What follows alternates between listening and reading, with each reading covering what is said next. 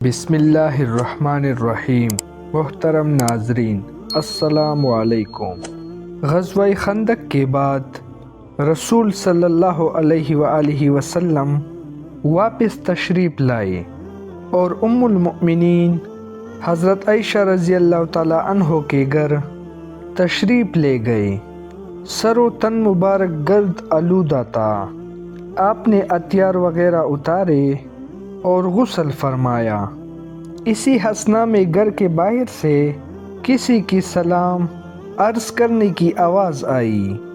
اللہ کے نبی صلی اللہ علیہ وآلہ وسلم آواز سن کر باہر تشریف لے گئے۔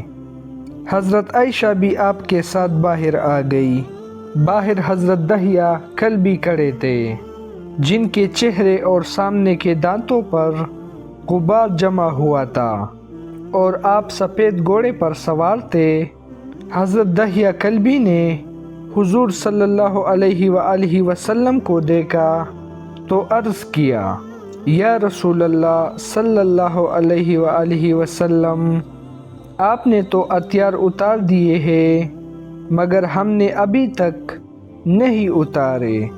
اللہ تبارک و تعالی حکم فرماتے ہیں کہ بنو قریظہ کی طرف چلے۔ اللہ کی قسم، میں ان کے قلعوں میں تہلکہ ڈالتا ہوں اور ان کو پامال کرتا ہوں اور ان میں زلزلہ ڈالتا ہوں، جس طرح مرغے کے انڈے پر پتھر مارتے ہیں۔ حضرت دحیہ کلبی نے بس اتنا ہی کہا اور واپس چل دیے۔ رسول صلی اللہ علیہ وآلہ وسلم واپس گھر تشریف لے آئے اور فرمایا، اے عائشہ، یہ جبرائیل علیہ السلام تھے اور انہوں نے مجھے حکم رب پہنچایا ہے کہ میں فوراً بنو قریظہ کی طرف متوجہ ہو جاؤں۔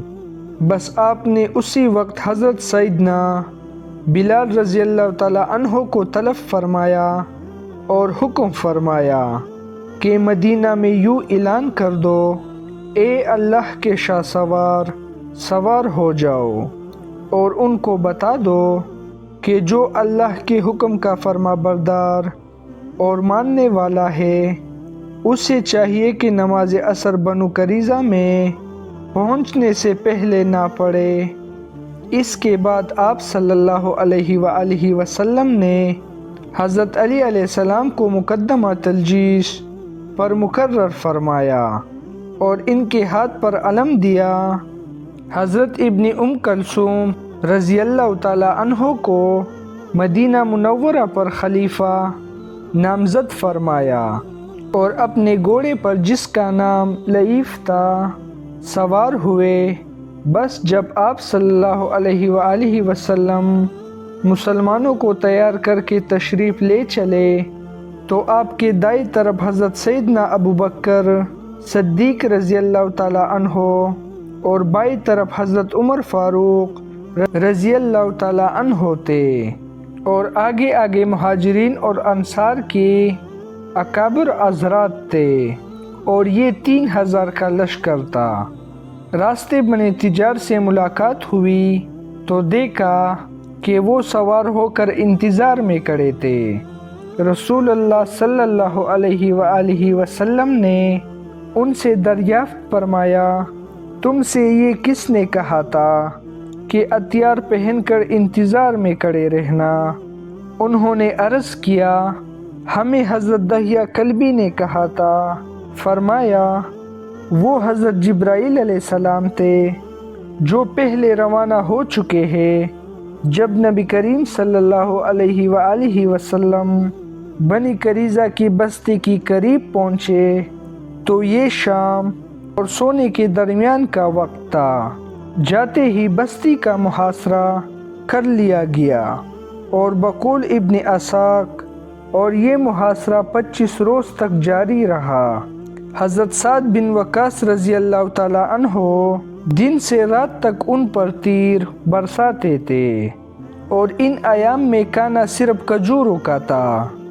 رسول اللہ صلی اللہ علیہ وآلہ وسلم نے فرمایا، یہ کتنا اچھا کھانا ہے، جب محاصرے نے تول کھینچا تو اللہ رب العالمین نے ان کے دلوں میں رعب و خوف ڈال دیا، اور وہ عرض کرنے لگے ہم بنی نذیر کی مانند جلاوندی اختیار کرتے ہیں اور ہمیں چھوڑ دیجئے تاکہ ہم اپنے بال بچوں سمیت نکل جائے، اور آپ جو کچھ ہمارے اونٹ سامان اور ہتھیار اٹھا سکے لے جائے۔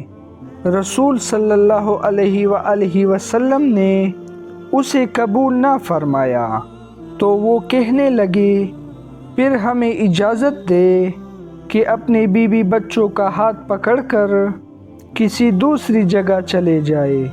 ارشاد ہوا تم سب میرے حضور حاضر ہو جاؤ۔ یہ فرمان سن کر وہ لوگ بہت حیران ہوئے۔ دوستو، یہاں ایک ایسا ایمان افروز واقعہ بھی رونما ہوا کہ جسے سن کر ایمان کو حلاوت ملتی ہے، اور اسی واقعہ کی نسبت سے آج بھی مسجد نبوی تشریف میں ایک ستون موجود ہے جسے ستون ابو البابا کے نام سے یاد کیا جاتا ہے۔ چنانچہ واقعہ کچھ یوں ہوا کہ ایک جلیل القدر صحابی حضرت ابو البابا رضی اللہ تعالی عنہ بنو قریظہ کے دوست اور خلیف تھے۔ بنو قریظہ کے محاصرے کے دوران رسول اللہ صلی اللہ علیہ وآلہ وسلم نے حضرت ابو البابا کو طلب فرمایا اور حکم دیا بنو قریظہ کے پاس جاؤ تاکہ وہ اپنے کام میں تمہارے ساتھ مشورہ کرے۔ جب حضرت ابو البابا بنو قریظہ کی قلعہ میں داخل ہوئے تو یہودان کے استقبال کے لیے آئے، اور ان میں عورتیں اور بچے بھی تھے جو آپ کو دیکھتے ہی رونے بہکنے لگے اور محاصرے کی شدت اور اپنی پریشانی بیان کرنے لگے۔ ان کے یہ حالت زار دیکھ کر آپ کو ان پر رحم آ گیا۔ اہل یہود نے کہا تمہاری کیا رائے ہے، کیا ہم قلعہ سے اتر جائے؟ آپ نے جواب دیا ہاں اتر جاؤ۔ اس کے ساتھ ہی آپ نے اپنے خلق پر ہاتھ رکھ کر ایسا اشارہ کیا جس کا مطلب یہ تھا کہ اگر تم اترو گے تو ذبح کر دیے جاؤ گے۔ یہ تو راستہ جسے کسی صورت پہ افشا کرنے کی اجازت نہیں تھی۔ حضرت ابو البابا نے بے شک زبان سے کچھ نہ کہا، لیکن اپنے ہاتھ کے اشارے سے راز فاش کر دیا تھا، جو کہ اہل یہود سمجھ گئے تھے۔ یوں نہیں، آپ نے اشارہ کیا تو فوراً آپ پریشان ہو گئے اور اپنی حرکت پر شرمندہ ہوئے اور سوچنے لگے یہ میں نے کیا کر دیا، یہ تو رسول صلی اللہ علیہ وآلہ وسلم کے حق میں خیانت ہے۔ بس پھر کیا تھا، اسی شرمندگی میں وہاں سے روتے ہوئے نکل کڑے اور بارگاہ رسالت آپ صلی اللہ علیہ وآلہ وسلم کے پاس حاضر ہونے کے بجائے سیدھا مسجد نبوی تشریف لے گئے اور خود کو ایک ستون کے ساتھ باندھ لیا۔ جب لوگوں نے دریافت کیا تو آپ نے کہا میں یہاں سے اس وقت تک نہ جاؤں گا جب تک کہ اللہ رب العالمین میرے اس گناہ کو نہ بخش دے، اور لازم ہے کہ کوئی شخص مجھے اس ستون سے نماز کے سوا کسی وقت نہ کھولے، اس وقت تک کہ جب تک میری توبہ قبول نہ ہو جائے۔ جب رسول صلی اللہ علیہ وآلہ وسلم کو اس بات کی خبر ہوئی تو آپ صلی اللہ علیہ وآلہ وسلم نے فرمایا میں کیا کر سکتا ہوں، اگر تم میرے پاس آتے تو میں اس کے لیے اللہ سے معافی طلب کرتا، مگر اب وہ خدا کے رحم و کرم پر ہے اور وہ جب چاہے گا توبہ قبول فرمائے گا۔ منقول ہے کہ جب کھانے کا وقت ہوتا تو حضرت ابو البابا رضی اللہ تعالی عنہ کی بیٹی آتی اور کھجوریں اپنے باپ کے منہ میں ڈالتی اور چند گھونٹ پانی پلا کے واپس لوٹ جاتی۔ بس نماز کے وقت ان کو کھولا جاتا کہ آپ نماز ادا کر لے اور قضائے حاجت سے فارغ ہو جاتے۔ اس کے بعد دوبارہ آپ کے کہنے پر آپ کو باندھ دیا جاتا تھا۔